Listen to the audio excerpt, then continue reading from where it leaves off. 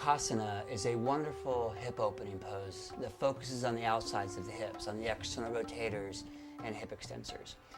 There are some preparatory positions that make the basic form more accessible to more students. Here I'll ask Cherie to slide her feet in about halfway, lifting her knees up, and then from here to draw her right heel under and back towards her left hip, and then to cross her left foot just over her right knee and to place the foot down on the floor. This is the basic setup for Ardha Matsyendrasana. For many students, it's as far as they're going to go in the preparatory setup for Gomukhasana. Encourage them to stay in this position, clasping both hands to the knee, lifting to the spine, and in a moment, when we look at the arm positioning, a student with this leg position can join in with the same arm positioning. Otherwise, over time, encourage your student to bring the foot of the upper leg back by the hip as well.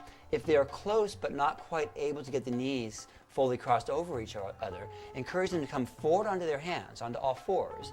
If that's what it takes to get the knees crossed over, have a block waiting back underneath the sit bones as they sit back down, so they maintain the crossing of one knee over the other.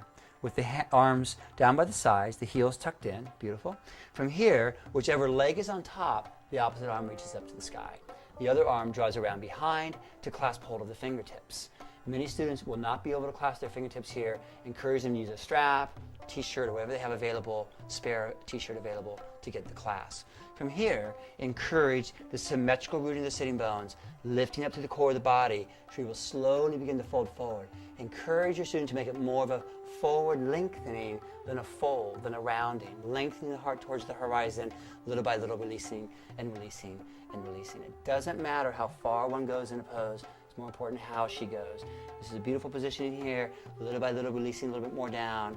When a student's ready to come out, press your hands down on the hips to encourage a more comfortable lifting back up without straining the lower back.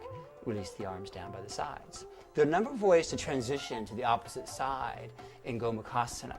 The most fun, I suppose, would be to press down through both feet with the hands on the floor, turn the same direction as the upper foot, and then pressing through the hands, spin slowly round 360 degrees, and you find yourself magically on the opposite side of the pose. Another alternative would be to transition through tripod headstand, switching the legs around overhead, or perhaps most simply recross the legs and prepare for the other side of Gomukhasana.